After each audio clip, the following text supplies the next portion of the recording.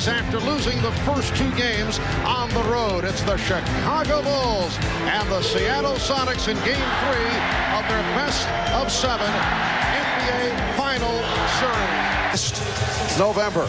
We're set for the introduction of the starting lineups. Let's go to the public address and Jim Gracie. Ladies and gentlemen, welcome to Key Arena at Seattle Center for Game 3 of the 1996 NBA Finals between the Chicago Bulls and your Seattle Supersonics. And now, ladies and gentlemen, today's starting lineup. First of all, for the visiting Chicago Bulls. A 6'6" forward, North Carolina, number 23, Michael Jordan. A 6'11" guard from Croatia, number 7, Toni Kukoc.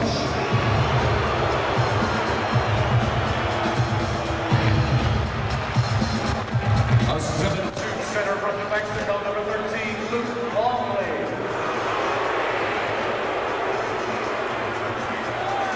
A 6'7" forward from Central Arkansas, number 33, Scottie Pippen.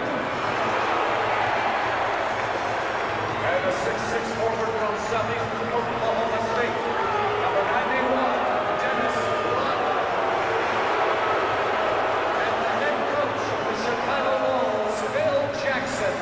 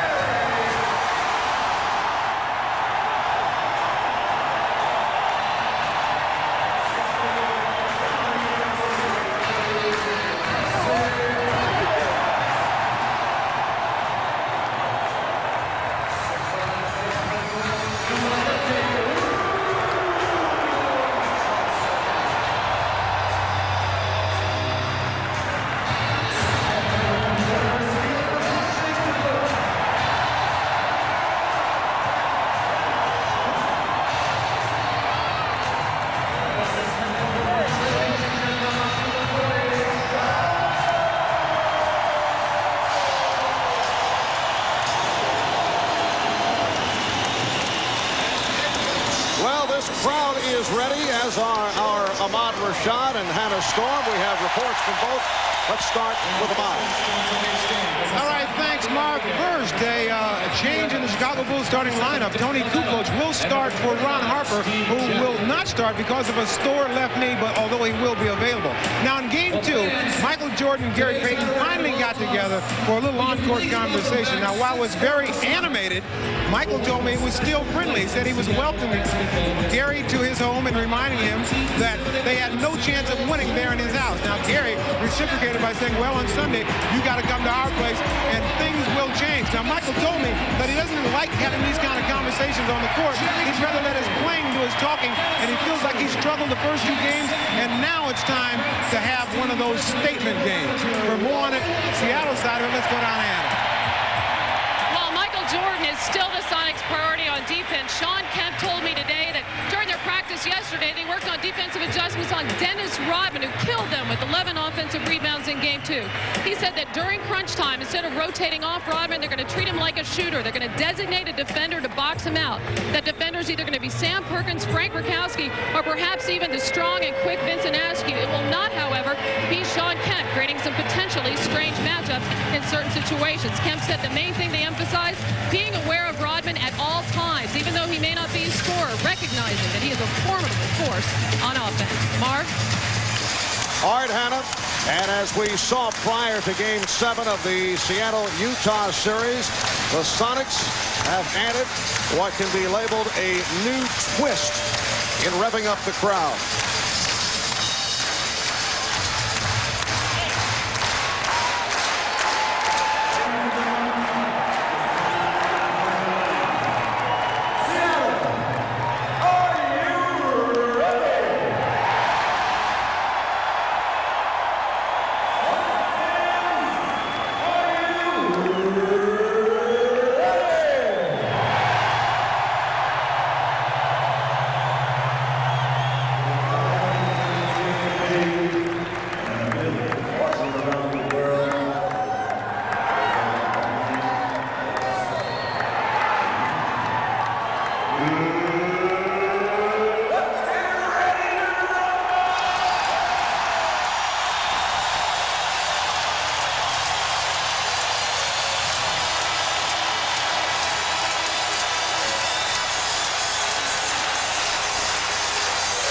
Well, boxing ring announcer Michael Buffer making the trip to Seattle, but you know, he might want to consider switching to the decaf latte.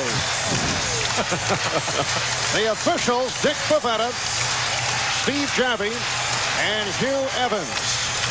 A reminder that the Sonics and the Bulls are well aware of only 2 teams in the history of the NBA have been able to come back from an 0-2 deficit. Bill's Portland team did it in 1977 over the Philadelphia 76ers. Boston did it in 1969 against the Los Angeles Lakers. Seattle's got to have a great start today to give these fans some hope and keep them cheering. Plus, they have to attack and execute on the offensive end, fight through the fatigue. And the Bulls say they are ready for this emotional onslaught from this crowd. They know the Bulls, that is, cannot ease into this ballgame. Seattle is starting to gain some confidence. It is Irvin Johnson and Luke Longley on the opening tip and taken by the Bulls. Tony Kukoc in the starting lineup for Ron Harper, as Ahmad mentioned, because of the left knee bothering Harper, but he is expected to see action. Jordan going at Hawkins to the fadeaway. Rodman missed the tip. Longley missed. And Payton came up with the loose ball. So the Sonics to the offense for the first time, and it is Jordan guarding Payton. Schrempf played by Kukoc. Backs him in and feeds to Kemp. Rodman with the rebound. Dennis coming off the 20-rebound performance in Game 2. Longley. Well, Chicago had missed its last 12 shots. That figure dating back to Game number 2. And Luke Longley scores for the Bulls. Longley knocked it away.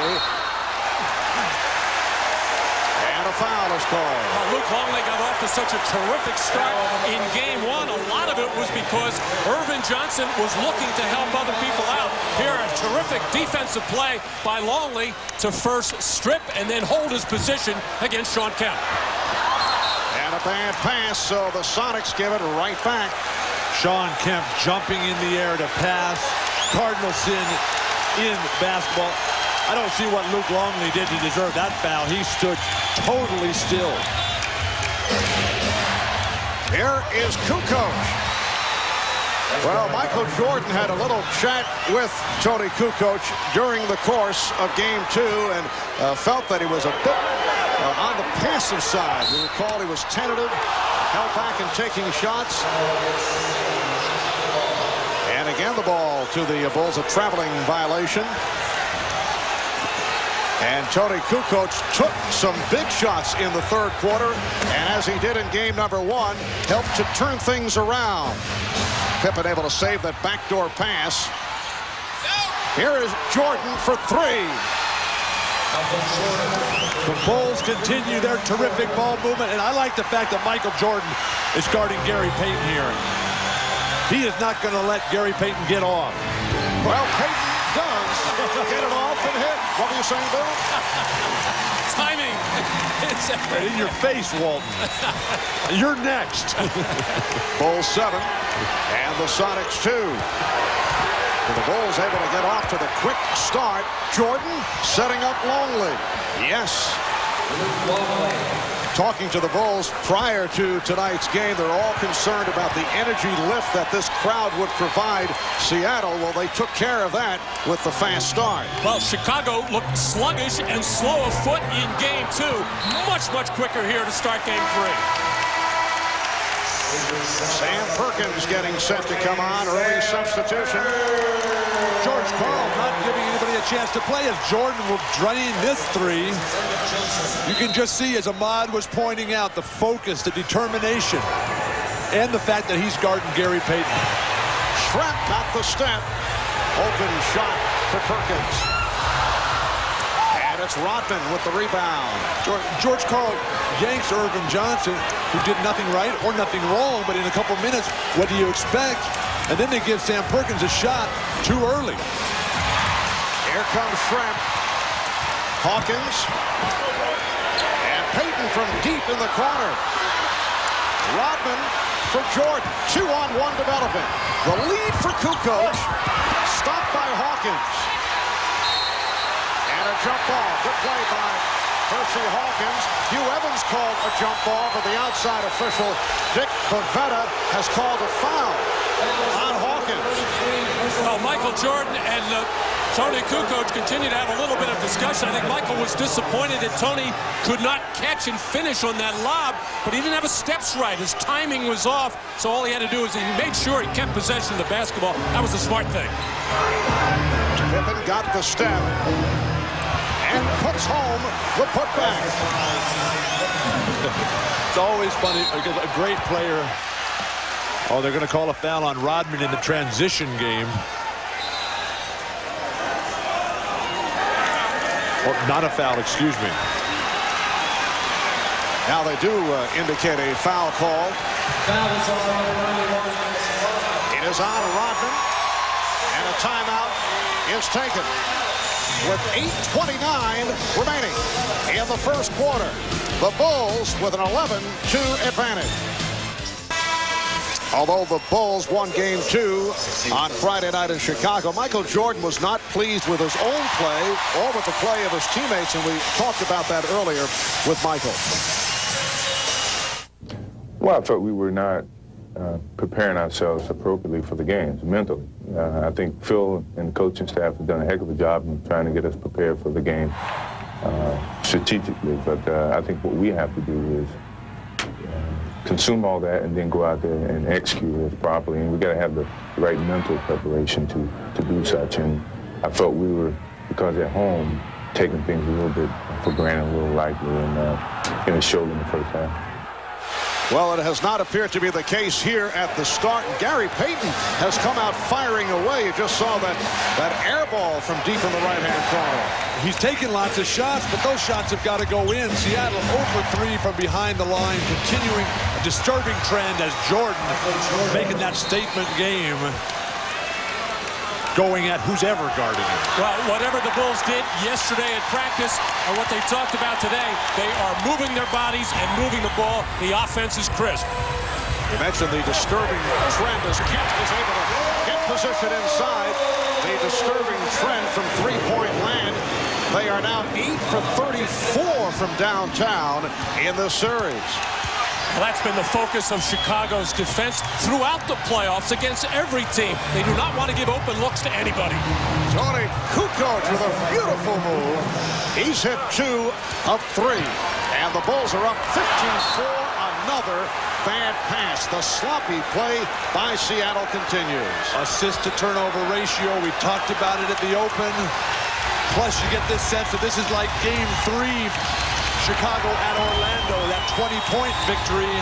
Chicago came out and played perfect basketball, particularly from the defensive end.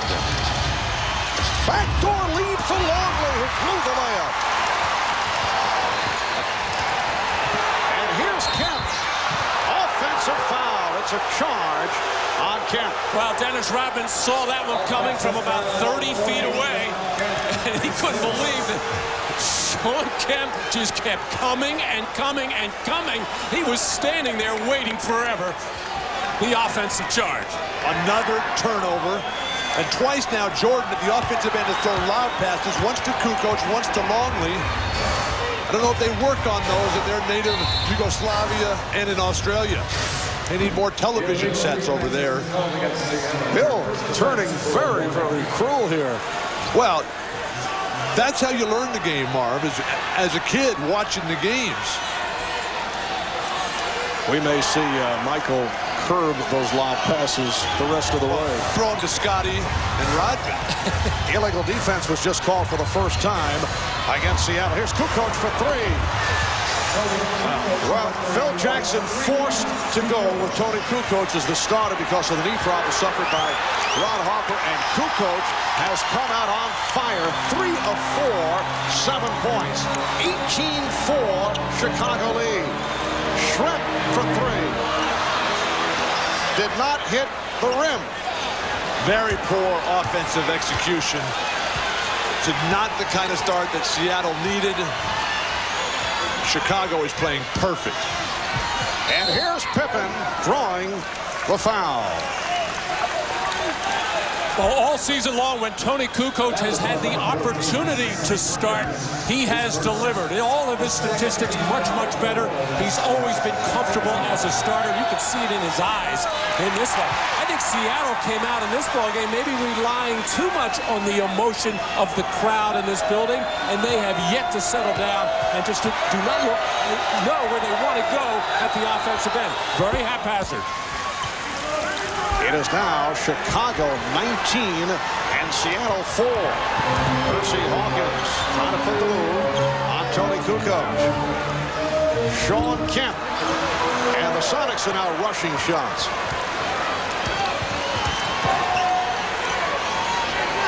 Longley with the pick. Oh, beautiful pass. And the Bulls showing their usual superb ball movement.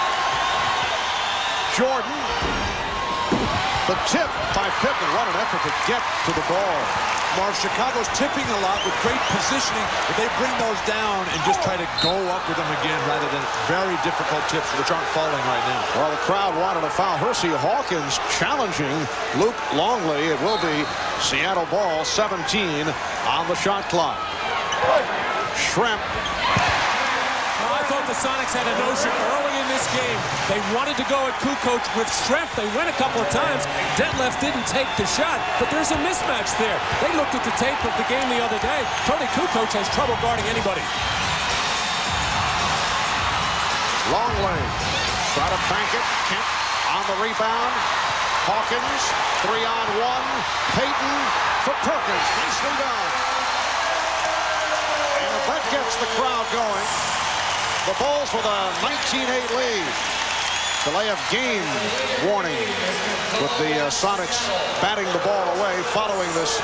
Well, the 3-on-1 set up by Michael Jordan, gambling just over midcourt, going for the steal, and Tony Kukoc had to feel like Custer there.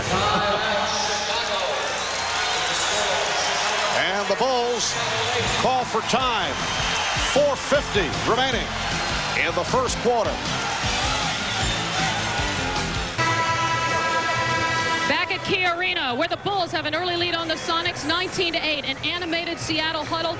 Nate McMillan, the injured co-captain of this team, trying to pump up his teammates, saying, you're reacting to the situation. You're thinking too much. You've just got to play and let this game come to you.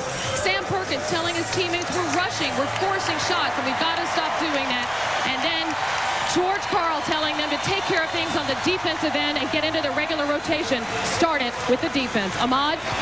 All right, Hannah, the story on Ron Harper, he irritated his knee the last couple of days in practice and came out today in the pregame warm-ups and it was really bothering him, so he wasn't able to start. He's been in the back riding a bicycle, trying to stretch it out, trying to get ready to play. He's back on the bench now and appears that he may be able to play. We'll keep you posted, Marv. All right, thanks, Ahmad. Here's Jordan as we resume. Hacked by Hawkins. Steve Kerr has come on for the first time. Percy Hawkins picking up the foul, his second. Michael Jordan works that weak side post on the triple post offense so well. He gets the isolation, something that Phil Jackson's trying to get him into quickly. The slap on the wrist. You know that Ron Harper's got to be in a tremendous amount of pain because Harper is one of the toughest guys in this league, Marv. He plays through injuries so many times. It's got to be killing him and Nate McMillan that they can't be out here. And Hawkins sits down, replaced by Vincent Askew. George Karl is looking for a lift from Askew, who has been getting the minutes off the bench in 2 games, but only 1 of 5, and he's turned it over 5 times. Sonics trying to break. Payton got the roll. And it's the Bulls 21-10 over Seattle. The first time in this series that the Sonics have attacked that full court trap after a free throw, and they get a terrific look and finish. The lead for Jordan, and he misses the layup, but Longley is able to convert. What's going on here? A terrific pass by Rodman. They read that backdoor play perfectly. What mental communication. Thing of beauty to watch. Bulls 23, Sonics 10. Schrempf for 3. And last touch by Kemp. Hannah was right on it. Seattle is confused. They're trying to do too much, trying to think too much. Keep it simple, play basic basketball like the Bulls. And you see the rebounding advantage again for Chicago. We are seeing the best spurt of basketball that the Bulls have shown over the first 2 games and a quarter. Here's Longley getting inside. Nice move by Luke Longley, and the Bulls now lead 25-10. It has not been impressive for the Bulls, although they did win the first 2 games. Steve Kerr said the other day the Bulls have actually played only 3.5 good games in the entire playoffs. It's nice that they set such a high standard for themselves. That's one of the reasons they've dominated basketball this year. Kemp able to save it. Shot clock is rolled down to 3. Down to 1. And it is a 24-second violation. What a defensive sequence by the Bulls. But Seattle's forwards on the offensive end are really giving them nothing. These are their creative forces, Kemp and Detlef Schrempf. These guys are jumping in the air to throw wild passes, not making good, strong, authoritative moves to the hoop. 3 minutes to go in this first quarter. Here's Kerr from way downtown. His shooting has been off in this series. Well, Steve has been unable to make him from the new 3-point line. He's moved further back. Feels he can maybe get his touch again. Perkins off the head fake. Sam Perkins with a strong move. Bulls 25. And the Sonics 12. Longley unable to control Perkins. Perkins is left-handed, Luke. Jordan, yes. 9 points for Jordan. He's hit 3 of 7. Not seeing many stops at the other end of the court as Chicago goes to the offense. They have been scoring at will in this first quarter. It's a classic example of just what great offense does to a very good defense. One of the top-rated defenses in the NBA, Seattle, this year. And a 3 for Jordan. That gives him 12. Bulls lead 30-12. Well, the Chicago Bulls respect the defense of Seattle. I think that's why they came out. They knew they would be tough in this building. That's why they had come out. They spaced the floor beautifully and passing the ball and making their shots do it too. The steal by Jordan, leading to the breakaway by Pippen. Oh, the Bulls are just eating up the Sonics in this opening quarter with 1:35 remaining. It's the Bulls 32 and the Sonics 12. 22nd timeout called by Seattle. Michael Jordan hits the 3-point shot. and then comes right back on the defensive end on the advancement of Seattle's offensive possession. The look-away pass, and Scotty off to the races. And you have to wonder if Chicago was just toying with Seattle back in the Windy City.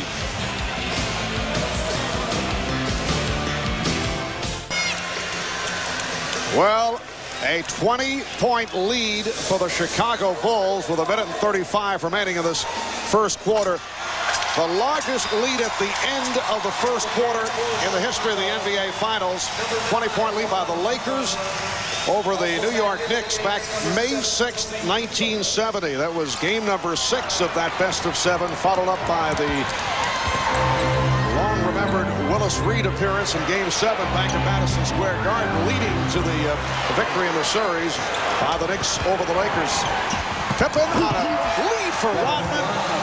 And the onslaught continues. And no excuse for that on the part of Seattle. Just very poor transition defense. Had plenty of time to get back and cover up in the lane. We're approaching 1 minute left in this first quarter. Trent, in reverse, able to recover. And the Bulls now lead 34-14. Ron Harper is on the floor for the first time. Did not start because of the knee problem. Michael Jordan sitting out here in the final minute and a half of the first quarter. So Harper and Kerr at the guards. Kukoc, Pippen and Rodman up front. Kukoc forcing. And Payton in the open floor.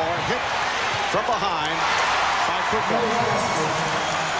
Well, every opportunity that the Bulls get to run, they will. Whether it's a steal, whether it's a rebound, this the outlet pass of Scottie Pippen getting out, getting the lead pass from Kerr, and attacking the defense, and just Dennis Rodman sneaking in on that right side, even though Pippen jumped in the air, plenty of time to find the open man Rodman. The Bulls get out of their offense when Jordan goes to the bench. Scotty's got to take a more assertive role. Perkins able to save that pass, nearly thrown away by Askew, and a foul committed by Kukoc, his second. Plus, when Luke Longley was in, he did a good job staying in front of that basket, forcing the Sonics to the perimeter game. Longley goes to the bench, and Sonics having some success at the hoop. Sam Perkins at the line with the Bulls over the limit. Sam coming off a 5-for-10 shooting performance, 13 points in game 2. Now Jordan returns. Harper sits down. Don't know if Harper's going to be able to give much today. He looked a little gimpy out there, Marv.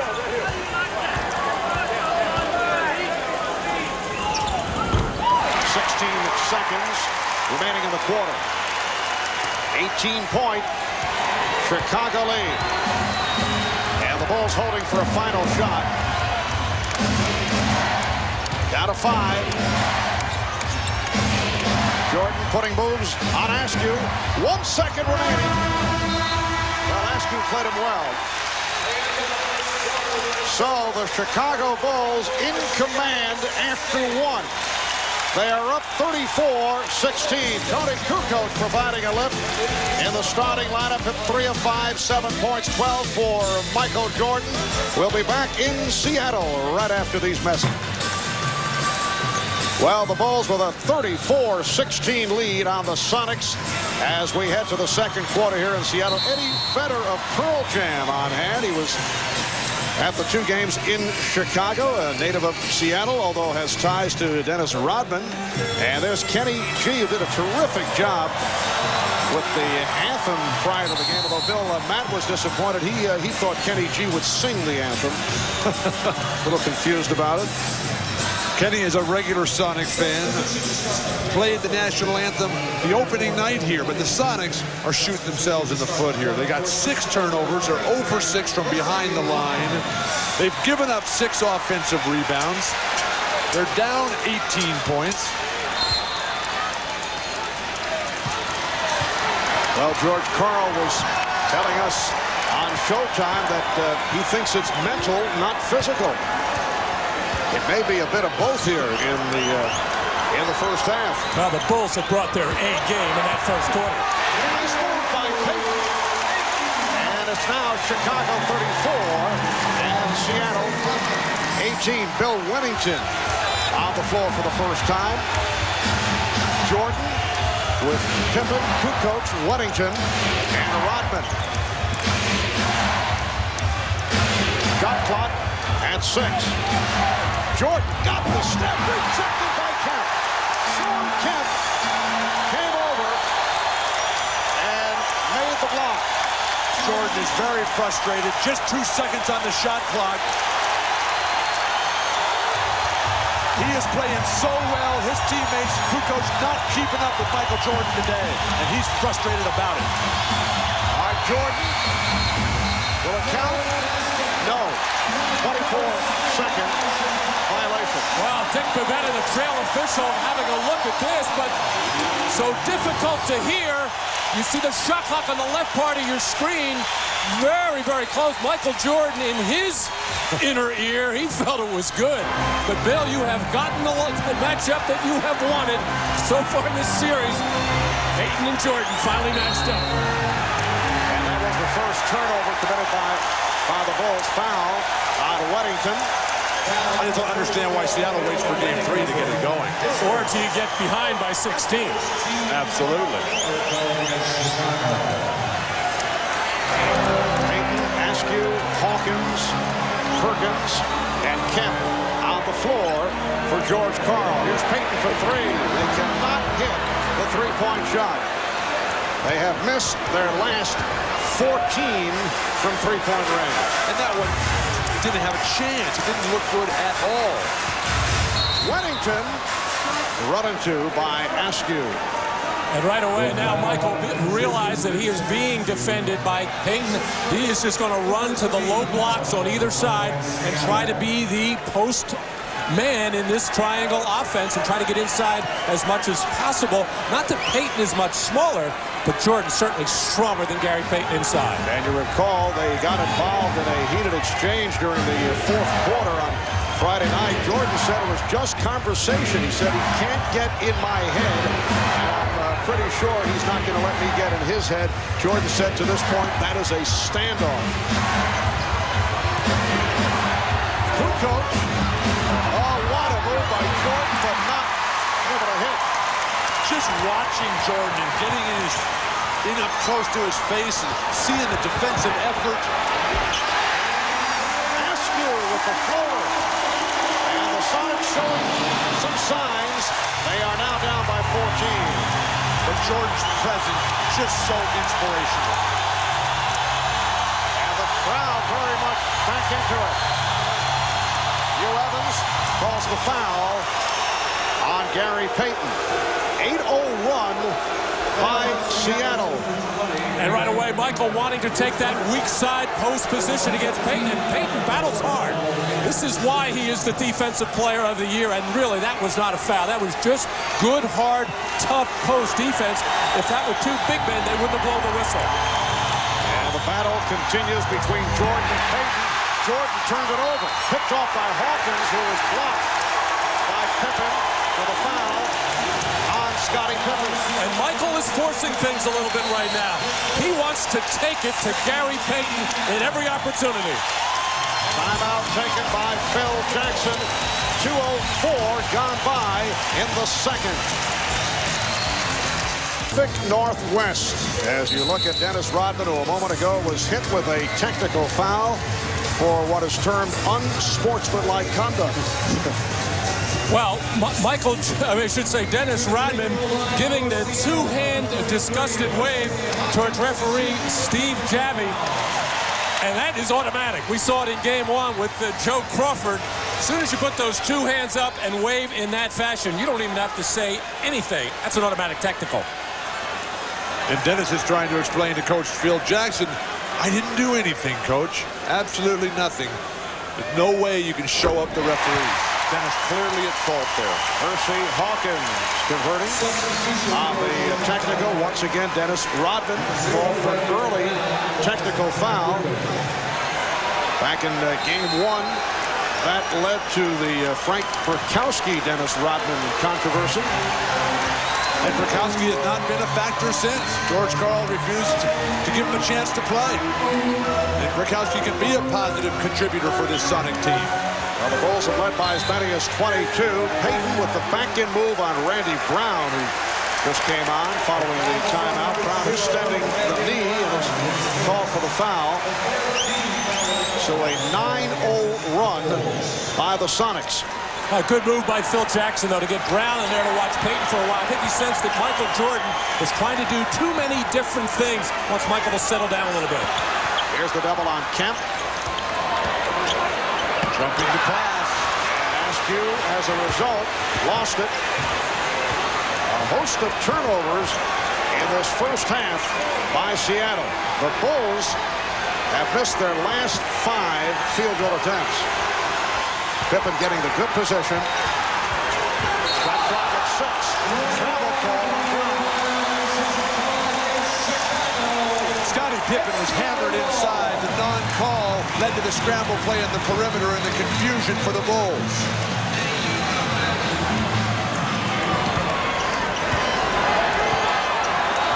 Payton again working on Brown. Payton lost his balance.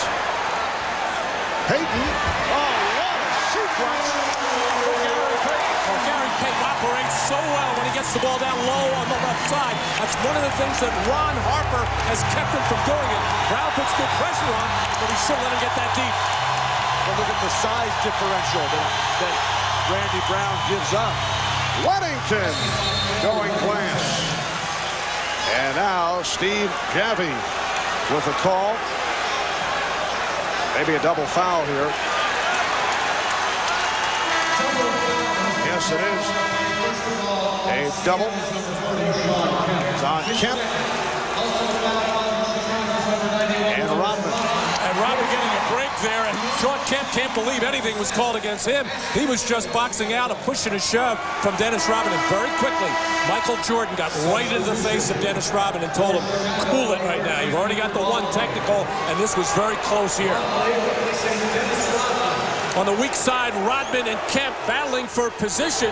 And you see there, Rodman clearly the instigator. Kemp just trying to hold his arm up and box out Rodman. And now Shawn Kemp has 2 fouls when he was not involved in that play at all, and he has to go to the bench. Rodman also sits down after collecting his second. Shrimp for Askew. And it's a charge. Offensive foul. Vincent Askew trying to make things happen. His offense off, although he's not noted as an offensive player, but with the injury suffered by Nate McMillan, they're looking for a bit more from Askew. Marv, Askew is pump faking that 3-point shot. He hadn't even taken one. That pump fake doesn't work. Make another swing pass rather than try to create off an ineffective pump fake as Kukoc is in the lineup. Turnovers a problem for Seattle all season long. Yes, they force them, but they kick it away too many times. 9 turnovers already in this first half. Shot clock at 5. Brown for 3.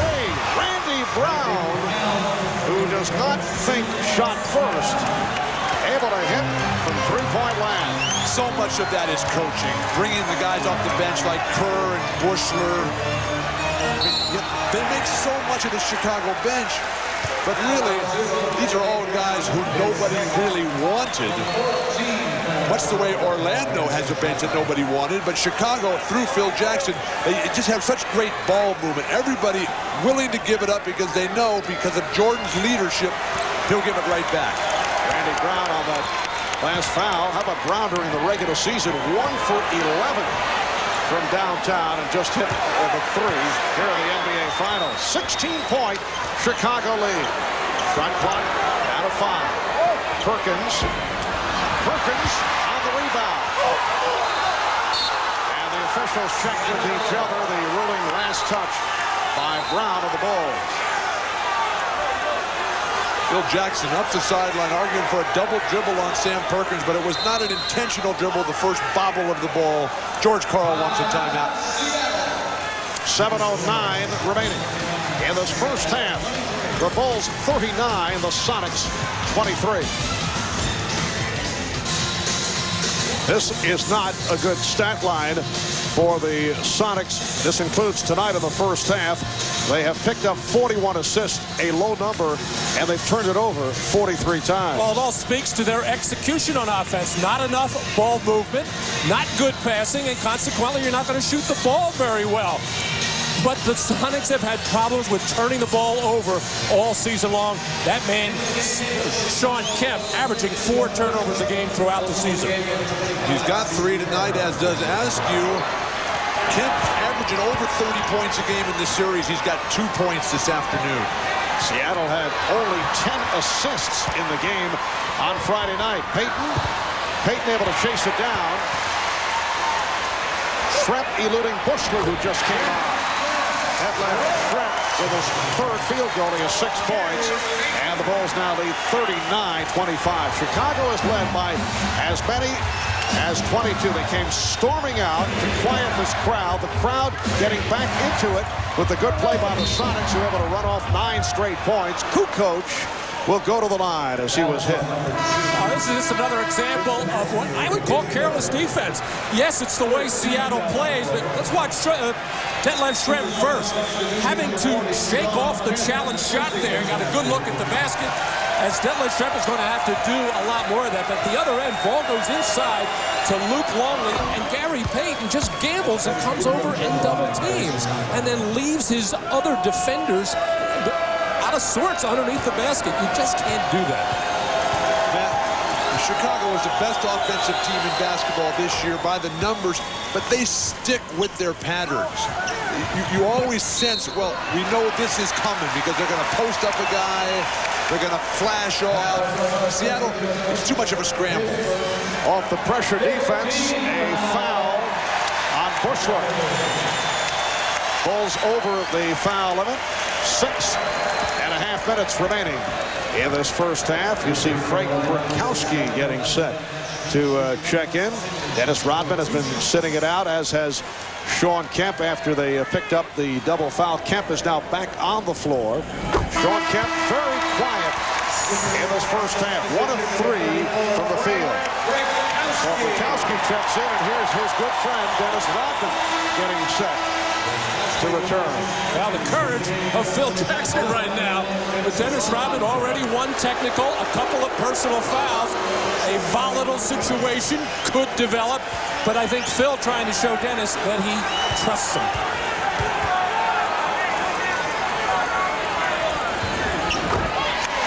Bulls 41 and the Sonics 27. Coaches have to show trust in their players. That's why Phil Jackson is the coach of the year and the best coach in the NBA today. Bill, are you on the take here? Not that I would disagree with that, but you and pushing Phil right. Look what he does with this team. I mean, Luke Longley, nobody wanted him. Steve Kerr, nobody wanted here. Randy Brown, Bushler. He's taken all these guys. They learn from Jordan. They learn from Pippen. And they get an unbelievable team here that thinks basketball as a unit. Oh, I'm not disputing it, but I think this is about the 5th time it's been mentioned. And I wouldn't say that nobody wanted the players that you mentioned. It's just that they found their niche with this particular ball club.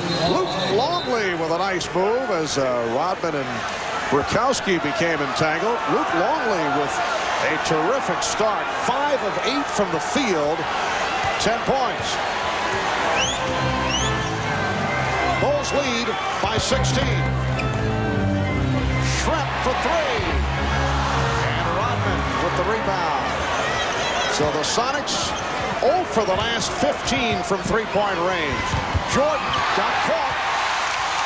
Oh, Michael Jordan with a couple of miscues here in the first half. Oh, nice pass from Payton. Detlef Schrempf with 10. Chicago's lead is now 14. More and more plays like that will get Seattle right back into this game and into this series.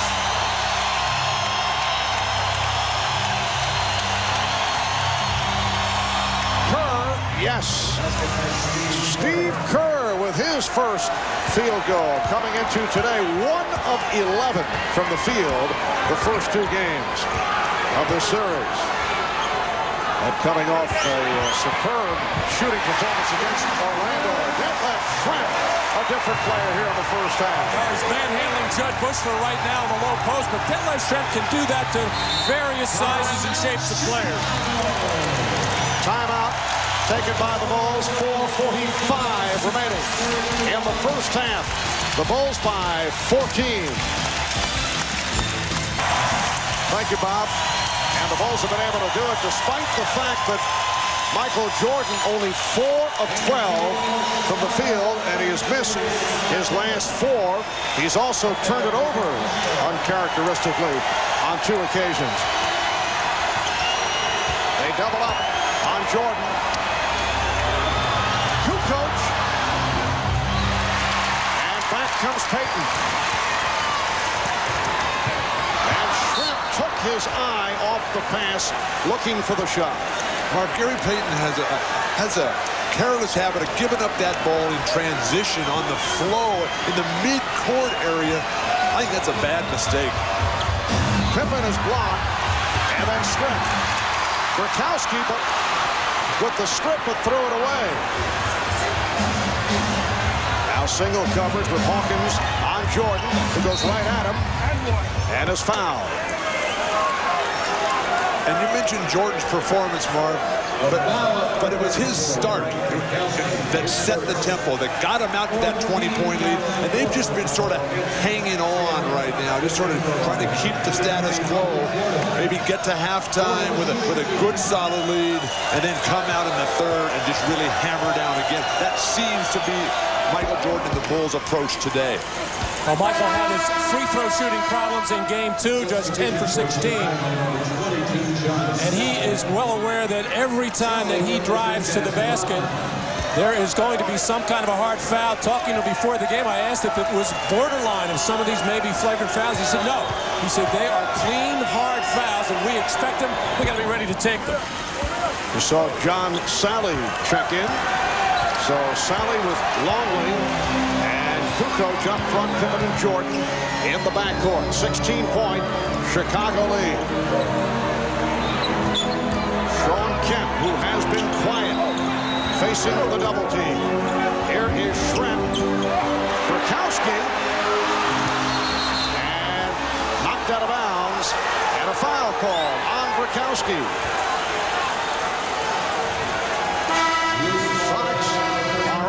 As Gronkowski commits his second personal. A wild offensive sequence for Seattle where they're really just throwing it up there. They need to get better shots. But you drive in there, you draw the defense, and then you kick out to somebody who's standing at the foul line or the three-point line. Gronkowski unable to get it going. And Gronkowski sitting down. Jordan now with 15 points. The Bulls 48 and the Sonics 31. And this game 3 of the best of 7 NBA Final Series. Game 4 here in Seattle Wednesday night. 9 o'clock start Eastern Time. 6 out on the West Coast. 3.5 remaining in the first half. Sally on Perkins. Kemp around Longley and fouled by Longley. Well, Shawn Kemp is so confident when he goes into a one-on-one situation against Luke Longley, whether it's close to the basket, whether it's on the perimeter. He knows he can put the ball on the deck and get in there and create some contact from Luke Longley, and that was just a careless foul by Luke as he reached in. Shawn Kemp with just 1 field goal, 1 of 3 at the line. Kemp has been the offense for the Sonics' first 2 games, 29 points. And in game 2, he had 32 points in game 1. Longley sitting down after picking up his second foul, leaves with 10 points. So the Bulls with a 49-33 lead. Marv Rodman's been in and out of the lineup so much tonight, almost like on a yo-yo there. Impossible for him to get a rhythm for the ball on the boards. Kukoc able to save it. Pippen resets. Shot clock down to 4. And it will be Seattle back in possession. Now, if you're George Karl, you're just hoping in these last 3 minutes that you can close this gap, get it to around 10 or 12, so you have something positive to talk about during halftime. Back comes Kukoc.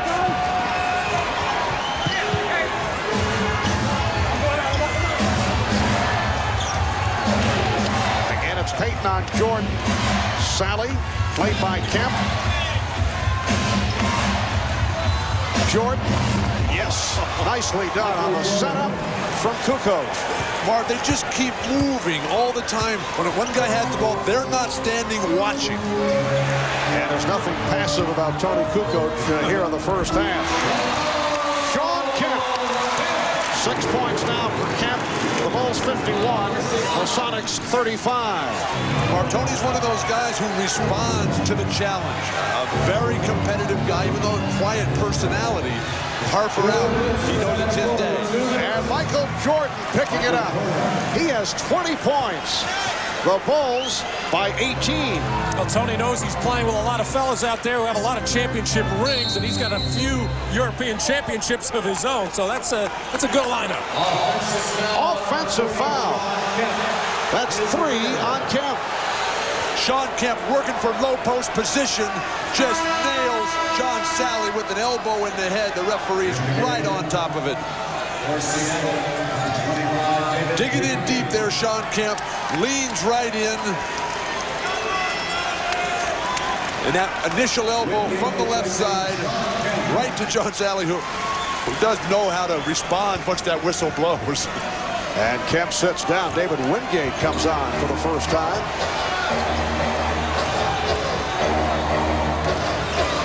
Jordan being guarded by Wingate. Shoots over him. Yes. Oh, Michael is on fire now. 23 for Jordan. 3-pointer for Michael Jordan. And it is now a 21-point lead for the Bulls. They have led by as many as 22. Foul was called on Sally. It wasn't too long ago we were saying Michael Jordan, maybe he's trying to do a little too much. Well, hey, he's doing it. Inside, outside, everywhere, as he is really feeling it right now like nobody can cover him. When we were talking to him before the game today, you could just feel that intensity just coming out, oozing out, if you will. This is a very special person. But of most significance, Michael telling us that he would like to play golf tomorrow, and the only way he could do it under his terms would be if the Bulls win today and Phil Jackson gives the club the day off from practice. And we said that might be your greatest motivation, and he did not disagree. Well, even if they don't have any time off from practice, the sun stays up so long in this town. 9:15 last night. It was still shining. Matt looking out the window with the watch in his hand. I wrote it in my diary. That must live in the southern hemisphere. Bulls with a 56-37 lead. Jordan. Yes. Michael Jordan with 25. He is now 8 for 16. And the Bulls lead 58-37.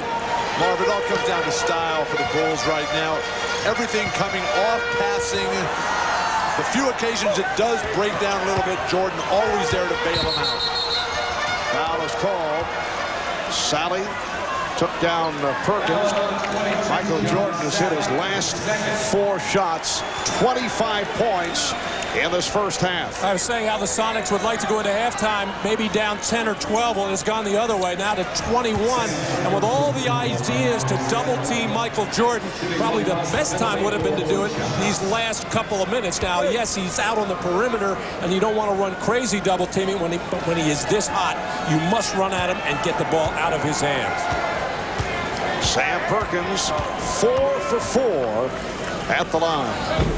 But I don't think the problem has been so much on the defensive end for Seattle. I mean, nobody's really going to stop Michael Jordan. The problem is offense. They got 37 points playing at home. They come out in the opening quarter, stink it up. They get 16 points. And Jordan is headed back to the line, fouled by Wingate. Well, Bill, the Sonics are now 14 of 32, shooting 43%. The Bulls are at 51% shooting, 22 out of 43. All the talk has been about the big start, the home crowd. They come on flat, Bulls playing perfect, and now the crowd is sitting on their hands here in a half-hearted attempt to distract Michael with some deflated balloons behind the basket. Yeah, that really bothersome. A 20-second timeout has been called by Those said 12 turnovers by Seattle, many of them forced by the Chicago Bulls defense, something they do very, very well. Some of those turnovers of the careless variety. We are down to 50 seconds remaining in this first half, and the Bulls now lead 59-38 as they look to make it 3-0 in this best of 7. The Sonics will need a dramatic turnaround in the second half. Michael Jordan with 26 points. He has hit on 8 of 16 from the field. He has converted his last 4 shots. Incidentally, the record for the NBA Finals most points in a finals half, 35, which is held by, yes, Michael Jordan. Game 1 against Portland in 92. Another look at the move by Jordan a moment ago that led to the foul called on Wingate. Well, David Wingate and Michael have had their confrontation so far in the 2.5 games of this series. That was just a fly pattern after the made free throw, but David Wingate maybe has some long fingernails there as he got the neck and chin of Michael, the side of the arm. Michael was checking all over the place to see where he was cut on this play. Michael would have been a pretty darn good wide receiver. It's the Bulls 60, the Sonics 38. Matt, don't encourage him. The last guy that did that, he went and played baseball for a while. Perkins. By Sally. Late pass for Schrempf waved off for an illegal defense call. On Judd Bushler, who was on the weak side, trying to help out as that double team came about. He was just in no man's land, trying to zone up and protect, and got caught. That was the first illegal defense against Chicago. Seattle was hit with one earlier. Now a half minute left in this opening half. Ayton wanted to use the pick, but Perkins was moving with him. Here's Wingate. Rebounded by Pippen. And the Bulls will hold for a final shot of this first half as we come up on 10 seconds to go. Here's Pippen. Yes, and it counts. Well, a symbolic finisher to a first half that has been just splendid for the Chicago Bulls. It has been a clinic for Chicago. Every aspect. Jordan, Pippen, the big guys are playing their game. Dennis Rodman celebrating. And one, he said. And refereeing. Yes. Something different. Well, they did miss a free throw. Final seconds of the half, biggest lead of the night, enjoyed by Chicago. Bushler with the steal. A 24-point lead for the Bulls, who are seeking to go 3-up in this best of 7. Michael Jordan leading the way, 27 points, 15 in the second quarter. We'll be back in a moment with Bob Costas and the Prudential halftime report. In this first half by this commanding Chicago lead. Let's check in with Ahmad Rashad. Ahmad? All right, thanks, Mark. Excuse me, Dick. I'm trying to do a reporting. Phil Jackson, unlike in Game 2, didn't have much to say to his team at halftime, but he did say that the second half will mean nothing if they can't pick up where they left off in the first half. Also, to be wary of Seattle coming out and pressing. Marv? Oh, that official Dick Bavetta is such a wacky guy, isn't he? He'll do anything for on-camera time. Seattle starting Frank Brickowski in the second half, not going with Irvin Johnson, who's been the starter. Maybe Frank Brickowski can give him something from a perimeter as the Sonics really struggle from downtown. Longley comes out, followed by Brickowski. Shot clock is down to 2. Here is Longley. Luke Longley with 12 points, and the Bulls now lead 64-38. Marv, remember when Michael was telling us before the game about how he was lecturing Luke about when you get popped in the eye like that, take those 5 stitches, you got to come out and show him that you're not going to allow that to happen anymore. Longley's done it with his game today. Took an inadvertent elbow from Shawn Kemp, and actually wanted to leave, and Phil Jackson was saying, no, you play through it, you stay on the floor. But of course, with the blood dripping down, he was forced to leave. And Jordan was upset because he felt that Longley was just too low-key about taking that shot. And that is another Seattle turnover. It is turnover number 13. And Michael Jordan slipped and fell into one of our cameramen on that last play and just went over to make sure that he was all right as Michael went hard to the floor. But that was a terrible pass by Gary Payton. Well behind Frank Brickowski on the dead run. Kukoc from 3. Longley tried to punch it on the back tap, but carried out of bounds. Michael Jordan with that, what has now become the patented get up in the air fadeaway shot, just kept fading all the way back and all over our NBC cameraman. Crowd trying to urge on the Sonics. Kemp fouled by Longley. That's 3 on Luke Longley. No team in the history of the NBA Finals has ever come back from more than 21 down at the half to win. The Sonics trailing by 24 at halftime.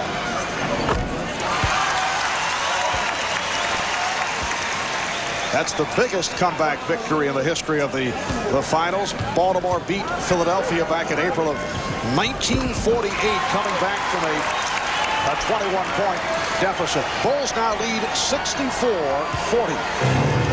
Sorry, I don't have anything more to give you on that Baltimore-Philly game in 48, Marv. Well, I know Matt can fill us in on that one.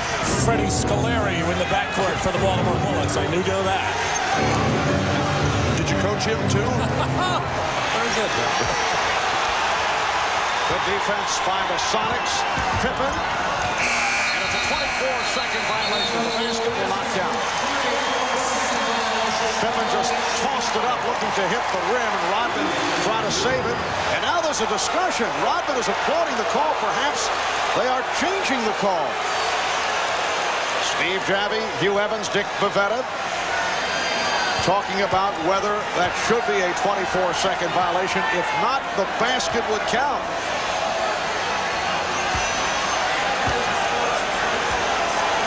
So tough because they have to visualize the replay in their mind. Of course, not allowed to use television replays. There is no 24-second violation because the ball hits the ring. We'll get the ruling. Here's another look at it. Has the ball. The whistle blows and inadvertently. Yes, it did graze the rim. So the basket does not count, but they'll There is no 24-second violation. see how they reset the clock. They'll put some time back up. Well, they'd have to give him a full 24 because the ball did hit the rim. And a good ruling by the officials as the shot clock sounded and the whistle blew, just everybody basically stopped other than the alert Dennis Rodman. And there again was Shawn Kemp unable to keep Dennis Rodman off the board. Hannah was talking about that's what they did all day yesterday in practice. Interesting how they wait until before game 3 to realize he had to block Dennis Rodman off. Kowski trying to tie up Longley. Jordan rebounded by Brickowski, and he nearly threw it away. Hawkins eluding Jordan, who picks up the foul. That is his first. I've always loved it, Marv, when these great players like Jordan and Barkley and Bird and Magic, who are so involved in every play, and finally, midway through the second half, oh, there's their first foul. Brickowski just leveled Rodman a 3 for Hersey Hawkins. But Dennis made a bit more out of it, though, as he went to the floor.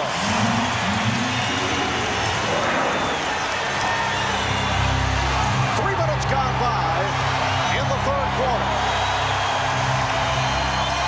Bulls by 21.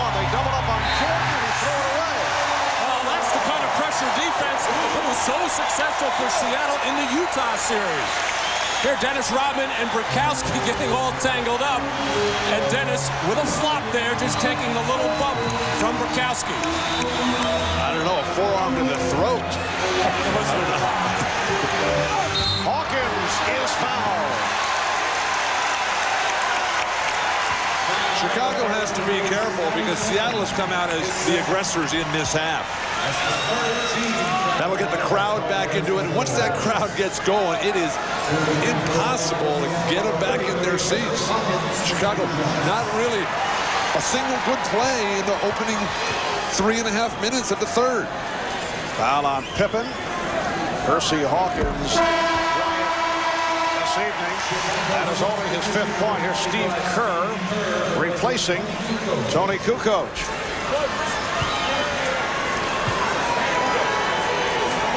Tony Kukoc providing a lift for the Bulls in the first half. Start of the game because Ron Harper is bothered by a knee problem. Kukoc with 9 points. So the Bulls now lead 64-45. Pressure by the Sonics. And Longley is able to bring it across.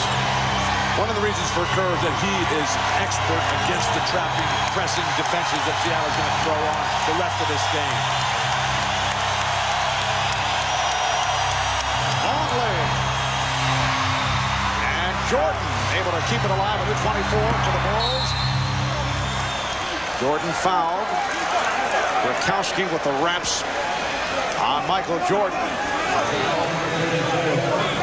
Frank Bukowski involved, picking up his 3rd personal. And Bukowski and Rodman having some extracurricular talk there. Michael Jordan once again quickly getting over to Rodman and pulling him away. Well, the crowd here in Seattle very much back into it, with the Sonics chipping away but still trailing by 19. Travel called on Longley.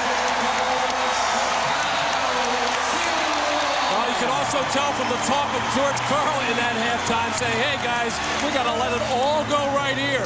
Frank Bukowski, if you can get somebody involved, do it. Sean Kemp, you have to start getting physically involved in this ball game. 7-0 run by the Sonics. Bulls have led by as many as 26. Trap. Rebounded by Longley. Crowd wanted a traveling violation on Longley. Well, that's the kind of offensive play that's typified Seattle all day. Trying to beat a guy, a great defensive player, one-on-one, going to your left with a fadeaway jumper. And here's a fadeaway jumper by Rodman.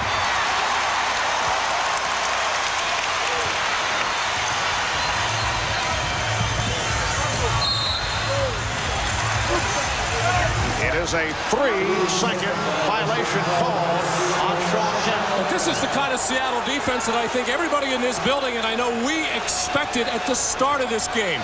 Very physical, very grabby, clutchy, and just get into the chest and into the face of the Chicago Bulls.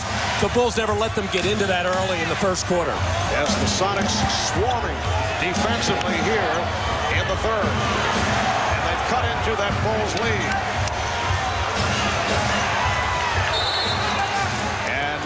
Again a whistle, 3-second goal against Chicago. And the call by Steve Javie over the weak side probably could have called something else there as Rodman and Bukowski get all tangled up. And then the 3-second violation.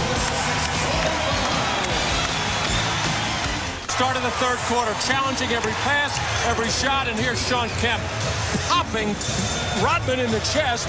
And as they get all tangled up, something could have been called there of a foul nature, but the official wisely called the 3-second violation. You should be happy with that call. Well, Dennis Rodman has to be very careful. This is where he usually has his problems.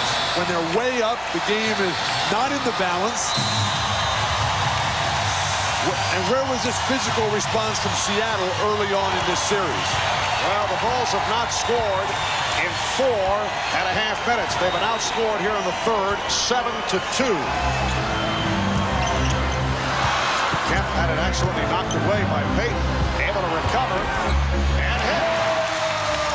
The Bulls 64 and the Sonics 47. 6.5 remaining in the third quarter. Bulls in this this third quarter. Turned it over 3 times. Only 1 of 7 from the field. Making 1 of the last 8. So difficult for a team with a huge lead to come out with that edge and that sharpness. Very dangerous for Chicago as they're in danger of losing this entire lead. All right, Pippen with the rebound on the Schrempf miss. Well, the Bulls with a magnificent first half, probably their best of the playoff run. Rodman able to keep it alive, and now lost it. Payton with the steal. Hawkins for 3. They just cannot hit from downtown, and it leads to this. A fast break bucket by Jordan. And George Karl has been saying if we don't make threes, we cannot win. What a beautiful play by Steve Kerr to start that 2-on-1 break. Kemp with the spin move, but had nowhere to go. Burkowski for 3, and he is able to hit. A 3-pointer for Burkowski. And the Bulls now lead 66-50. So Seattle 2 of 12 from downtown. That's Burkowski's offensive game. Feed off the penetration, spot up at the line. What a pass, Jordan. Longley. Tied up by Kemp.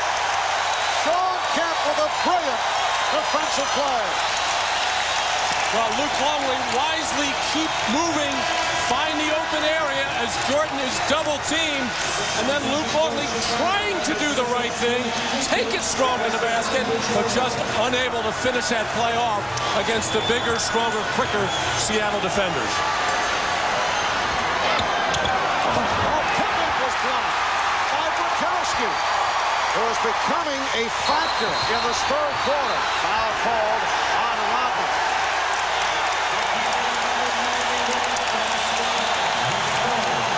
That's 3 on Rodman, and the Bulls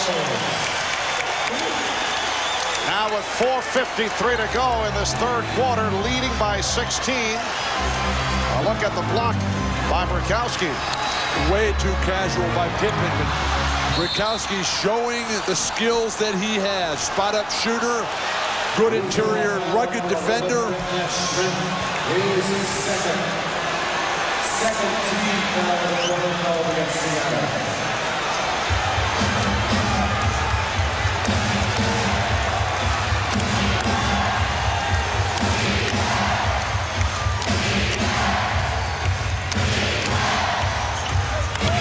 Pippen running into Burkowski. Nice ball movement. Kukoc off the mark on a 3-point attempt. Here comes Payton. He was looking for help and then was hit by Kerr. For the Bulls, their 5th team foul. Chicago has done nothing in this third quarter. They've come out and scored a total of 4 points.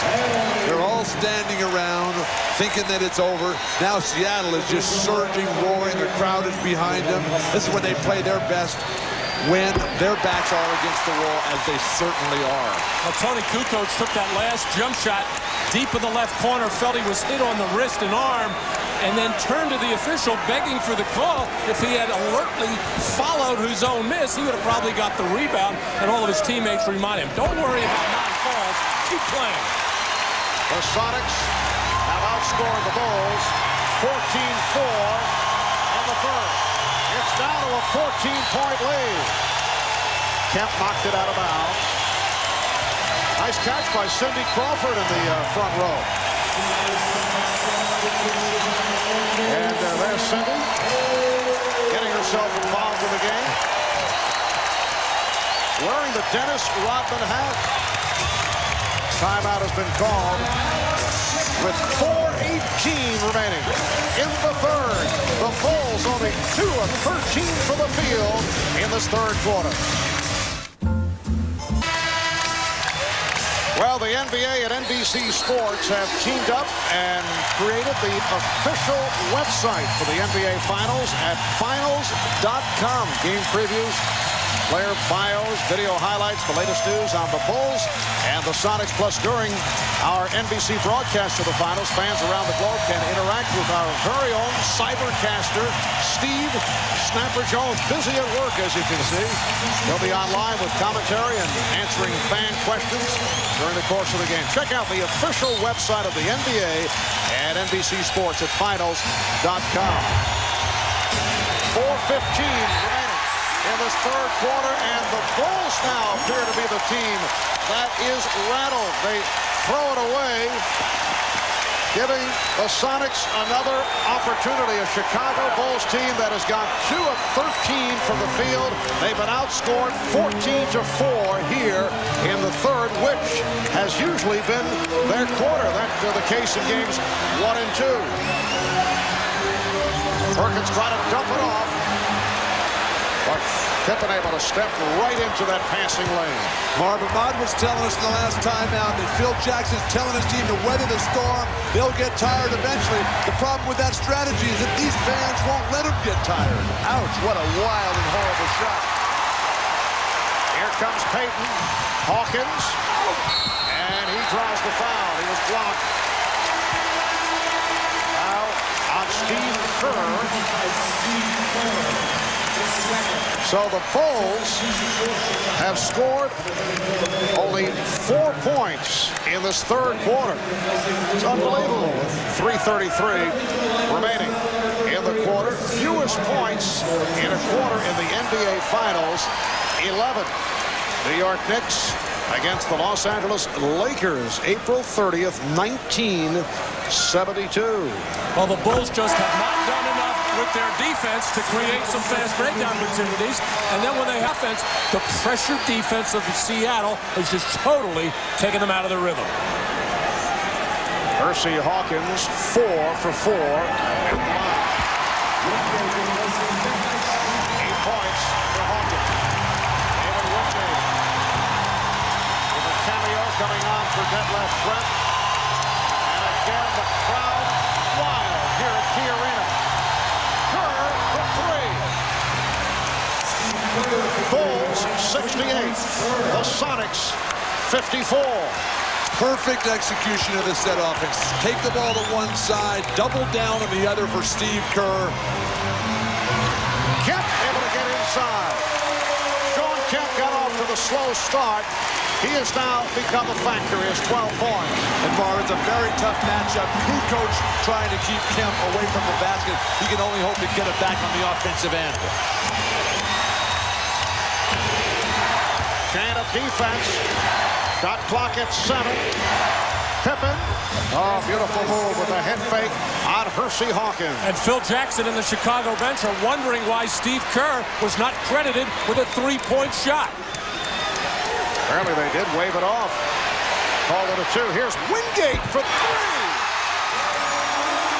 David Wingate from downtown.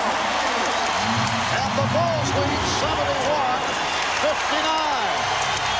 Michael Jordan's got to get more assertive. He's got to start calling for that ball, waving his teammates away so he can get to the hoop. Shot clock at 6. Pippen.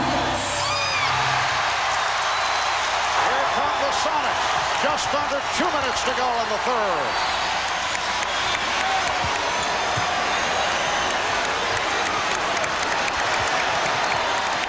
Now Payton posted. Facing the double team. The steal by Pippen. Kukoc chased by Perkins. The Bulls with a 73-59 lead. Wow, Steve Kerr in trouble under duress with the post-up of Gary Payton, and his teammates came quickly to his aid and forced the turnover. Matt, you mentioned the Bulls defense not getting it done. They've upped it.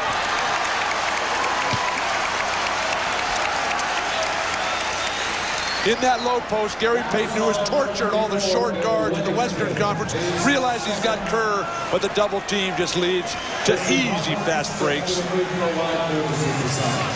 Foul committed by Weddington. And again, Hawkins, one of the NBA's better free throw shooters.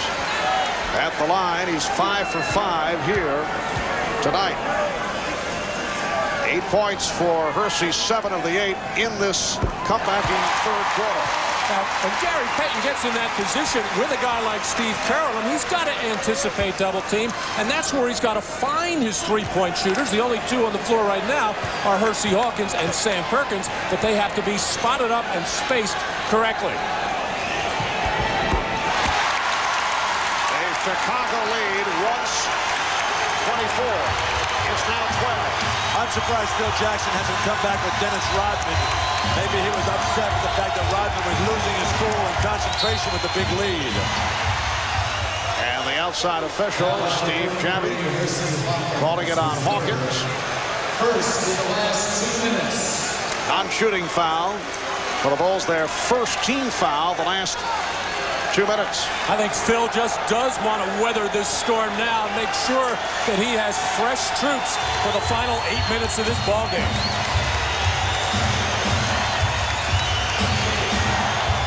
Kukoc watched by Kemp. Wingate is on Jordan.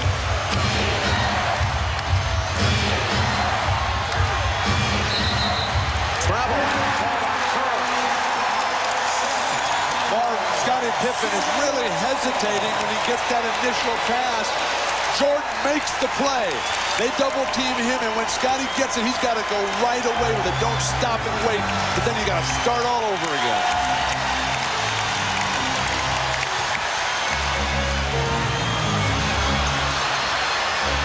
Down to 40 seconds remaining in the third. Hawkins got the step. Wingate. Called for travel.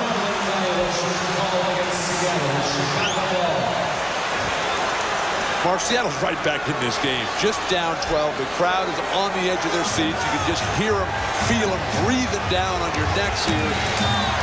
Their offense has really picked up. This is Seattle's Sonic basketball. But this is as tough and intense a defense as you'll see all season long from two teams on the same floor.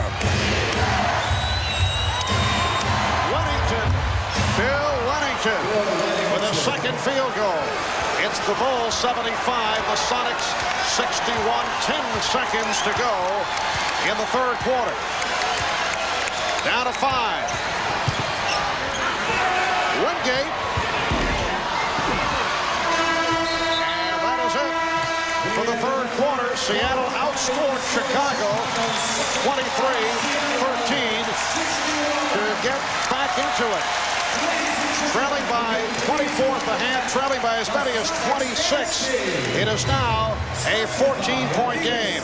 Bill Wennington with the corner jump a moment ago to extend that Chicago lead. Dennis Rodman sitting out a good portion of this third quarter. We'll be back with the fourth after these messages and a word from your local station. Back at Key Arena in Seattle, Marv Albert, Matt Guokas, Bill Walton, Ahmad Rashad, Hannah Storm, Bob Costas. The entire crew on hand, and we have seen this crowd in a frenzy right throughout the third quarter. The Sonics getting back into it. Chicago shooting only 6 of 19 from the field in the third. Michael Jordan, only 2 points in the third quarter, was not part of the offense, but figures to be a different story here in the fourth. Jordan now with 31. One of those old UCLA plays, Bill, the UCLA cut, and Michael Jordan able to shed David Wingate and get that open jump shot. And that play was all over the blackboard in Seattle's locker room. That high post shuffle. When Wennington sets that pick, Kukoc will just dump it right down to him. Sam Perkins too late. The guard, I think, has to go ball side on that play with Jordan particularly, so you can front him down low if he does take that post position. And a foul on Wennington, a non-shooting affair. Payton putting the spin on Kerr. And Kerr on the loose ball. Foul is called on Payton. Steve Kerr was not a factor in the first 2 games in Chicago. Gary Payton gets called for this foul here on Dennis Rodman. Just holds him, keeps him from coming up the lane, and then says, who, me? I didn't foul him. And a technical foul has been called. It's on Payton, who apparently had something else to say in the direction of Steve Javie. It's been a very tough series for Gary Payton. In Game 2, he shot only 6 of 15.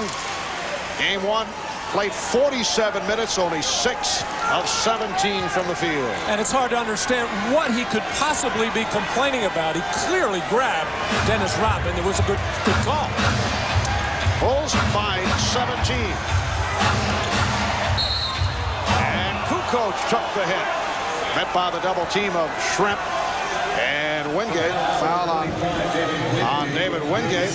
And Gary Payton continues to glare at the official Steve Javie, who called the technical foul on him. That will not help his cause one little bit. Jordan with the pull-up. Yes! And it counts. Foul committed by Wingate. And Jordan to the line. So kind of a restful third quarter for Michael Jordan, who is certainly right back to it. It just appears as if the Bulls and Michael Jordan can do whatever they want, whenever they want. Seattle comes back, plays their best basketball of the series in the third, and right away Michael Jordan says, hey, just give me the ball and get out of the way. Jumper in your face. And hey, Frank Brickowski was not a catalyst by any means, but he did give the Sonics a different look. More physical play and seemed to give the team a lift. I'm a little surprised he's not in there right now. And this call away from the ball. Rodman. The push on Kemp. That's 4 on Dennis Rodman. Dennis Rodman, who plays very tough low post defense and has that habit of snapping that neck back. Nobody ever hits him in the face when he does that. That was not a defensive foul on Dennis Rodman. And another one on Dennis Rodman. And that's 5 on Rodman. Luke Longley walking over to the scorer's table. He will come on for Rodman. Rodman and Kemp underneath the basket. Hard to see where that foul is on Dennis Rodman. Shawn Kemp initiated everything. This points out the problem that Ron Harper not being available today, just not the regular rotations to keep Kukoc in the back, in the front court. But obviously the Bulls have managed despite that. It helps when you have Michael Jordan on your team in a lot of different respects. A 20-point Chicago lead. Kukoc for 3. And Perkins with the box out. Shrimp had to save that lead thrown by Payton.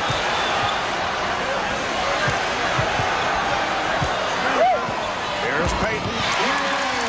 Gary Payton with 12 points. He's in 5 of 12 from the field. The Bulls now lead by 18. You see this lineup for the Chicago occasionally with both Longley and Wennington on the floor, but I'm sure it won't be too long before Scottie Pippen re-enters. Absolutely, because the Bulls are so much better when they go small.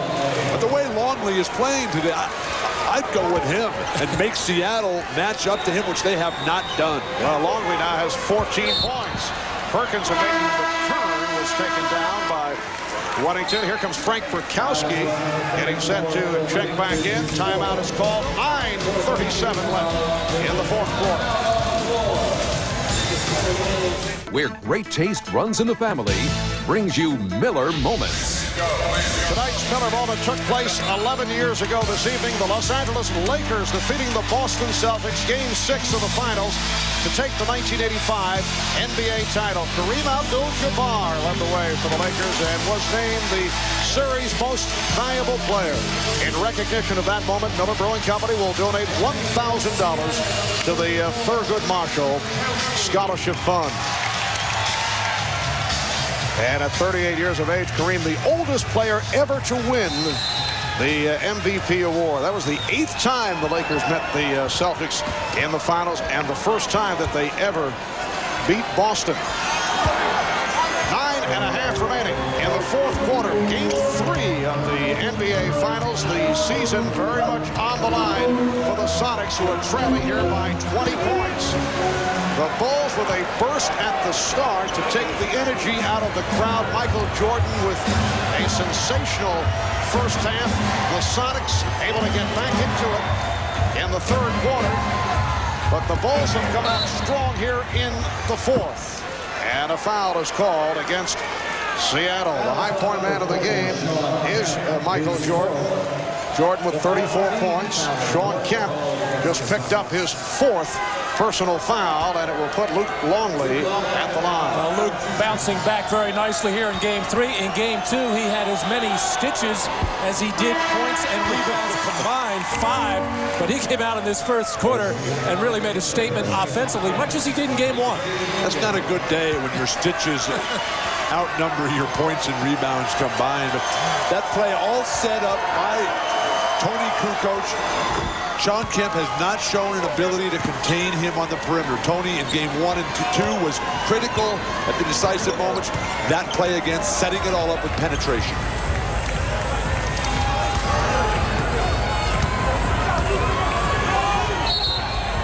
And a knee offered up by Longley.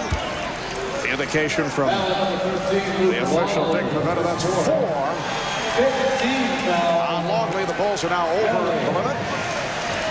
Luke wanted his interpretation. Marv, that last offensive sequence for Chicago that Luke Longley ended up getting the shot, that shows how far Luke Longley has come. Career playoff high today. Early in the season, Scottie Pippen never would have dumped that ball off to Luke Longley. I mean, he would throw it to him in the beginning of the game, and Luke would drop it out of bounds or commit an offensive foul. Now, though, after a year with Jordan, he's fully developed. The Bulls 84 and the Sonics 65.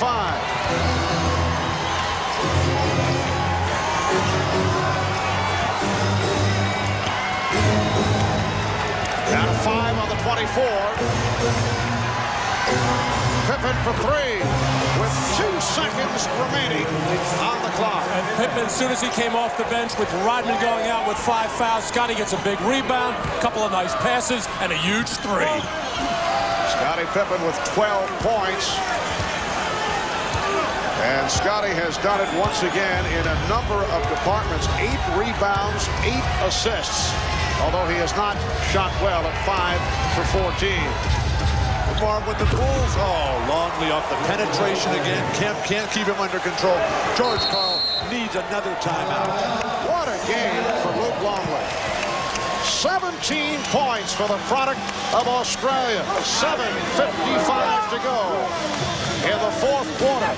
And the Bulls now lead 89-65. That's Pippen from three-point range with the shot clock running down.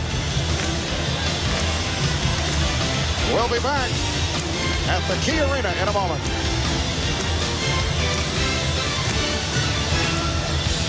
On 7 p.m. here in the Pacific Northwest with just under 8 minutes to go in the fourth quarter.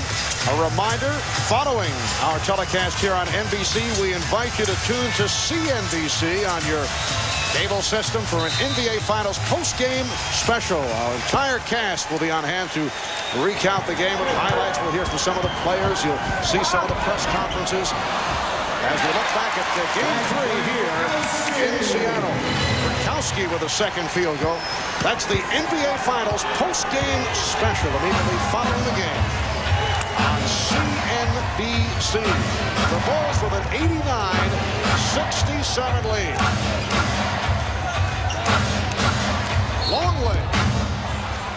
And he was fouled. Marvin, it's so special to watch this Bull team, which is truly unique in a lot of different ways. But when they pass the ball, when they get rid of the ball, they just keep moving. So many teams stand and watch. So many teams feel that or players, they don't have the ball, they're not doing anything. These guys are always in motion, moving away, setting screens, coming back to the ball. A thing of beauty to watch. Well, they are the only team in the league that runs this triangle offense to this degree, and with the spacing involved and with all the cuts and with all the backdoor type of passes, it affords all that kind of movement. Luke Longley must love this Key Arena. He had his career higher, right. Even though the Bulls had lost that game early in the year, he had a career How about a career move he's gone for the Minnesota Timberwolves, where he lost 67 games back in 91-92 to the NBA Finals. I think he likes Michael Jordan, not so much the Key Arena. Longley called for that tripping foul that put Gary Payton on the floor. Well, that's a good foul by Longley. Still sporting the bandage from the 5 stitches. The little guard comes in and sets the screen on you. You can't let that happen. And here's Dennis Rodman back. So Longley with a playoff career high of 19 points.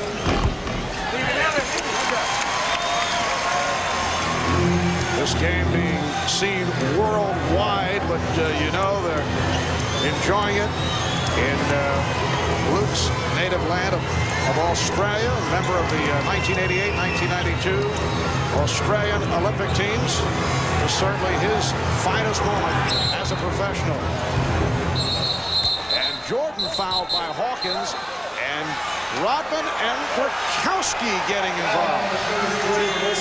And Phil Jackson at the other end of the floor taking a very long look and now whistling to his team out there. He does not want Dennis to do anything that is not going to have him ready for a game 4. You just have your heart in your throat at all times when they get tangled up. And see, Dennis initiates all that by getting his arms tangled up underneath the other player and then makes it appear that in this case Frank Burkowski is doing the holding. And once again, with the game not in the balance, a 22-point lead. But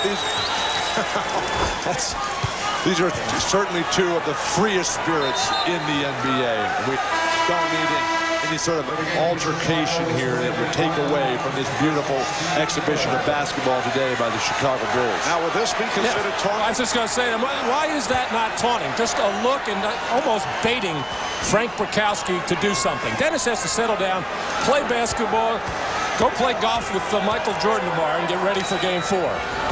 But if you can't stand there at attention and look at somebody with a blank expression on your face, what are you allowed to do? I think that was a bit more than blank.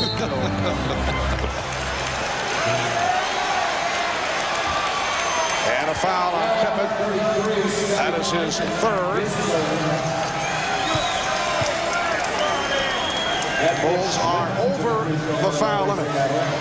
Coming into this NBA Final Series, all the Bulls were saying that, well, the 72 victory season is certainly wonderful. They're able to roar through the playoff, beating Miami and then New York and Orlando. But it wouldn't mean a thing. They felt it wouldn't mean anything until they, as Michael Jordan put it, completed the picture. And they are now playing for a place in NBA history.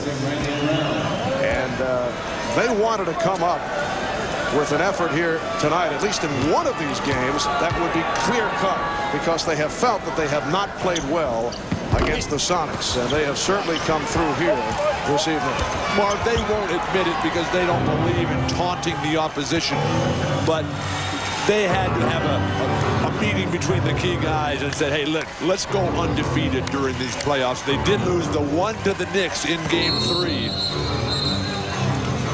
And again, Burkowski and Rodman come together, and the officials very quick to move to that scene. Burkowski with number 4. Rodman flashing to the ball. No need to overplay or try to deny him. Dennis is not looking to swing that sky hook across the middle. Gary Payton doing a lot of trash talking. Needs a little bit more game to back that talk up. Gary Payton coming in as a brilliant player, over 20 points a game. In the series, he's got 40 points total in the series. This is the story tonight. Jordan, 11, 22, 36 points. And Payton only 5 of 13, 14 points, along with 8 assists. You mentioned the playoff run, Bill, where the Bulls on their way to making it a record of 14-1 in the playoffs. Shrimp and Jordan in able to box out Kemp. In traffic going up with one of the best rebounders in the league, Shawn Kemp, as both Jordan and Pippen, with Rodman in and out of this lineup throughout the game, have both gotten much more involved in the rebounding area, as they tend to do when Dennis is not getting a whole bunch. Shot clock down to 4. Jordan. And Rodman and Bukowski get involved. It looks like Pavetta has given the ejection sign.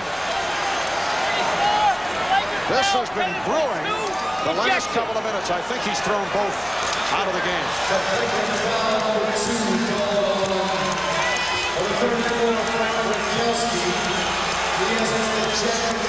Mark Bukowski ejected.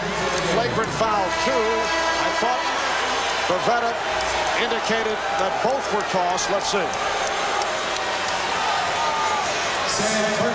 Well, this has been brewing ever since these two have gotten on the floor there, as this time Bukowski does get that forearm and elbow right into the Adam's apple of Dennis Rodman. But George Karl, who was ridiculing Rodman for all the things that he was getting away with after Game 1, had nothing but praise for Dennis Rodman after Game 2. I think we're going to hear more ridiculing after this one. Dick Pavetta gave a succession of thumbs, but apparently he was making it clear that it was Bukowski who was gone, and Rodman remains, and now he and Kemp are having words.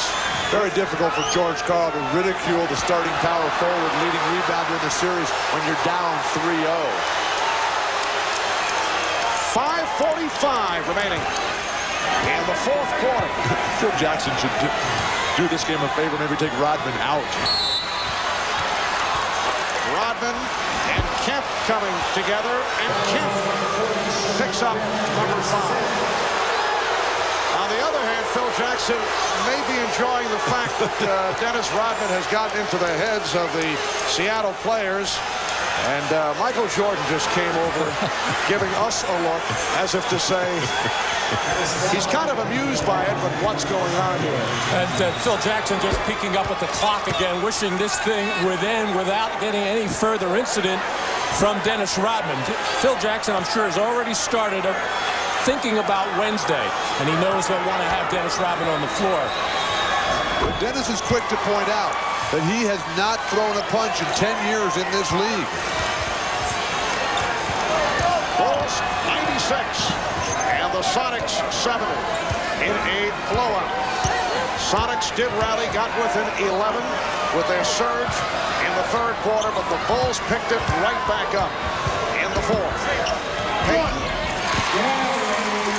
We're coming up on 5 minutes remaining in the 4th quarter. Again, Mark, a nice play by Gary Payton, but just one guy involved. Dribble up the whole way, get in the post. Everybody else standing around watching for Seattle. Here's 3 men involved, and then come back to the weak side. Kukoc, foul. And he will head to the lines on Perkins.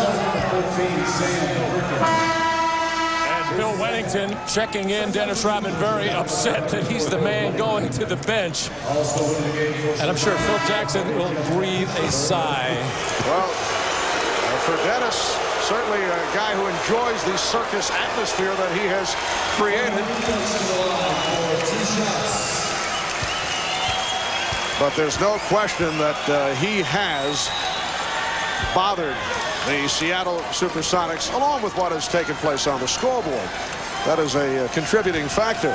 It's embarrassing, Marv, to get blown out in your home court. You come back, you wait all these years to get back to the finals. The disappointments the last couple years, first-round playoff losses. They think they got it going.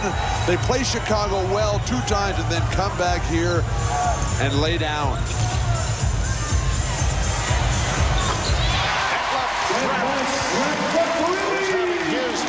Game of this series, very quiet in games 1 and 2. 16 for Trent, and the Bulls now lead 98-75. The last time the Bulls were here in Seattle was back on November the 26th, and the Sonics beat the Bulls in a come-from-behind effort.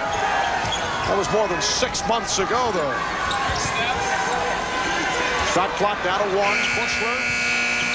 It's a 24-second Well, I wouldn't say the Seattle team laid down in any way, shape, or form. They just got hit by a buzzsaw at the start of this game, the Chicago Bulls, and Michael Jordan, and how he likes to assert himself on the road in these playoff situations. He gets, I think, more pleasure out of winning these games on the road than at home. And Michael will set it out the rest of the way. It's the final numbers, 11 of 23, 36 points. And he was 11 for 11 at the line. Foul committed by Randy Brown. For Michael Jordan, his high game in this series, and certainly feeling much better about things. He was very unhappy, very frustrated, but about the way he played and about the way the club played, although they beat the Sonics in Game 2.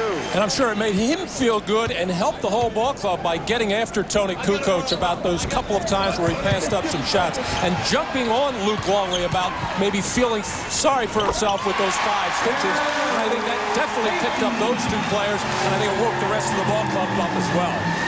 Plus, they've found their rhythm now. They're back to playing every other day now, which is the regular NBA schedule. That long layoff really did hurt them. Nice passing, Scottie Pippen. And Bill Wennington is 3 for 3. He's given the Bulls a 100-78 lead with 3.5 remaining in this fourth quarter. Game 4 here on Wednesday night. 9 o'clock Eastern time, 6 out in the West. Phil Jackson now has Randy Brown and Doug Bushler on the floor, along with Scottie Pippen, Tony Kukoc, and Bill Wennington. But Mark, look how it keeps going. The flow is still there. Dribble away, pass back up top, screen away, pass to the weak side, spot up jumper. And Randy Brown is 2 for 2, including a 3 earlier. He has 5 points. Bulls 102-78 over the Sonics.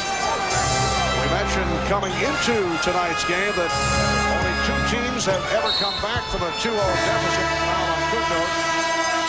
to win in the NBA Finals. No one has ever come back from 3-0 to win an NBA Final Series. Timeout called. The Bulls certainly enjoying things. A technical foul called on Detlef Schrempf. Detlef was fouled on a 3-point jumper a minute or so ago. They didn't call it. The game's over. But he wants to get to that line and shoot his 3 free throws. He's not getting there. 3-point shooting has been a major problem for the Sonics throughout this series, and give the Chicago defense a lot of credit. They have challenged most of them. Obviously, Randy Brown got a piece of the arm on Schrempf on that one, just going by that reaction. But Chicago probably has figured this kind of defense out more than any other team in the league. They will live with some post-up scoring from a guy like Kemp or a guy like Shaquille O'Neal, but they do not want to let the good 3-point shooters get off and get going and then get other people involved and get second shot opportunities, and it has worked to perfection throughout these playoffs. But the versatility of the Bulls, Matt, allows them to change that to whoever they're playing against. The reason that you think you have a chance in the post-up game is that's where they have Longley, that's where they have a short power forward in Dennis Rodman and a poor interior defender in Tony Kukoc. You certainly don't think your game is going to be winning by beating Michael Jordan one-on-one on the perimeter. Wennington,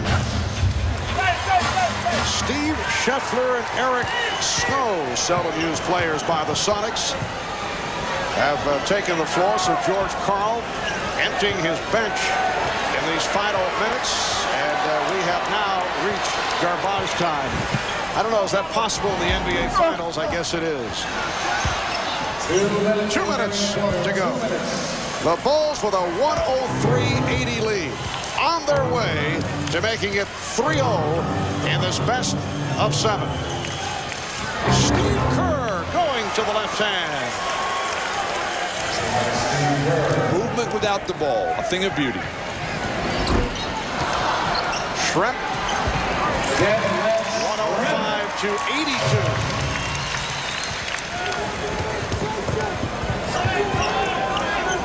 And we're down to a minute And a half to go. This crowd is filing out. They have waited to the last few moments. Buechler able to drill it. This capacity crowd of better than 17,000 staying to the very end despite the fact that the home team has been rocked solidly.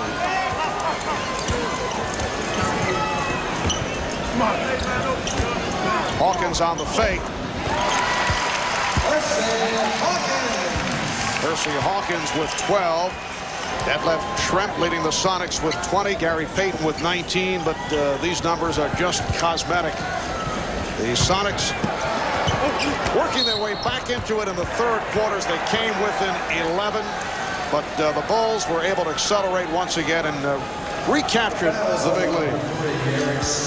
Buechler to the line, fouled by Eric Snow, the rookie from Michigan State. It has been a roller coaster ride for these Seattle fans over the last 3 years.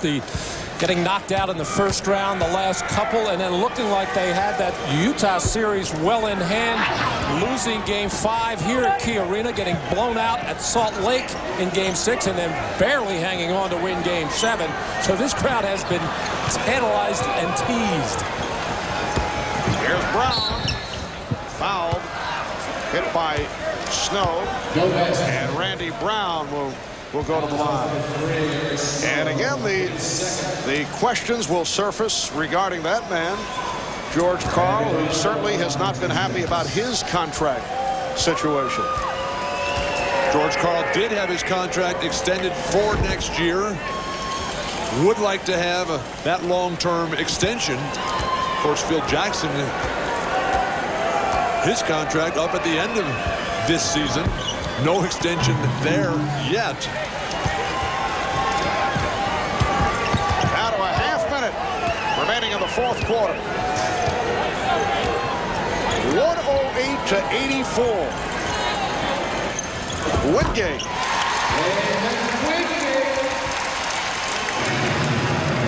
So the Chicago Bulls in a blowout of the Seattle Sonics. They opened up with a burst, anticipating the high energy from this crowd. And they were able to just take it all out of the Sonics right at the start. Time has run out. The Bulls winning Game 3, 108-86. The Bulls led by Michael Jordan, who finished 11 of 23 from the field, 36 points. And now the Bulls and the Sonics look to game number 4 here in Seattle on Wednesday night. That'll be a 9 o'clock start in the East, 6 o'clock on the West Coast. All right, let's go to Ahmad Rashad with Michael Jordan. Ahmad. All right, thanks, Marv. Michael, finally a game that you guys can feel some satisfaction with. You won the last 2 games, but really not played very well. Today you played excellent.